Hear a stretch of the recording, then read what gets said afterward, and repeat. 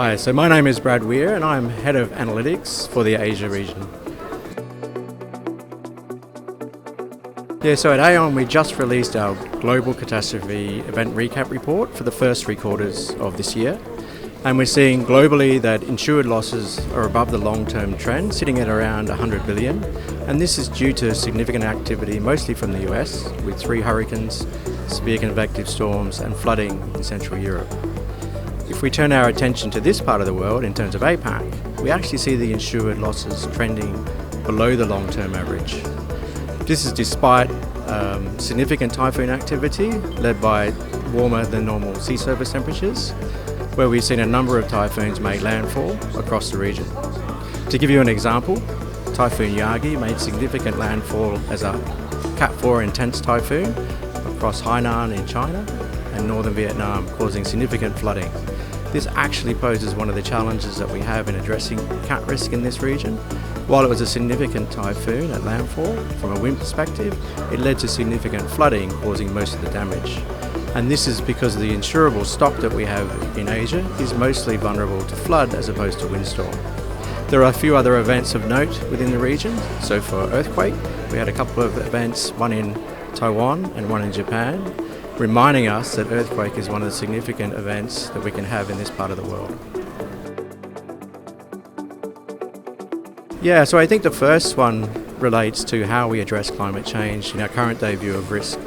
So when we think of models, we must encapsulate the most recent history to embed that within the models, because it already encapsulates some of the impact of climate change.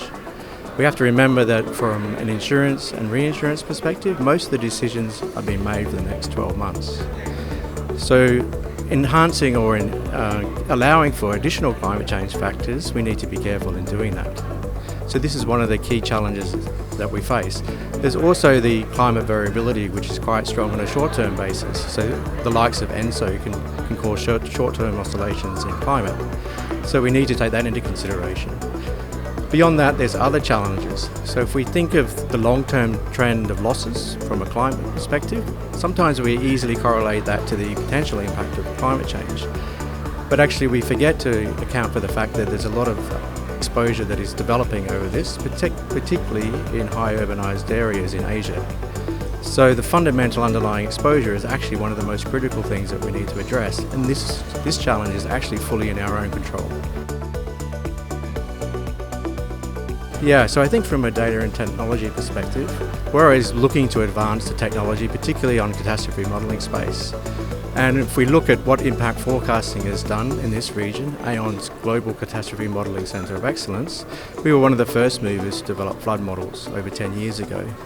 Recently we launched a new flood model in Malaysia, which actually uses artificial intelligence to help develop a fully climate conditioned event set, which we can use for our clients to help answer questions around climate change, particularly in responding to regulatory response for that region.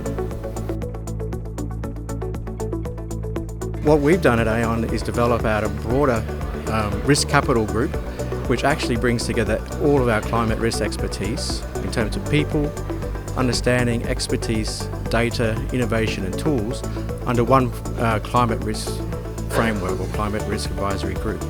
This enables us to bring and enhance our delivery to a broader range of clients, including banks, insurers, conglomerates, to help develop them and them to understand cat risk going forward, particularly around climate.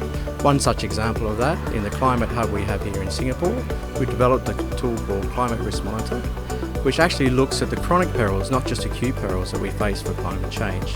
And this gives insight for our clients around resilience, operational aspects, sustainability and regulatory reporting, not just risk transfer. It's been fantastic, and I guess mostly from a perspective of just meeting people. It's almost like a big family and you're having a family reunion every year, which is fantastic. So I really enjoy that aspect.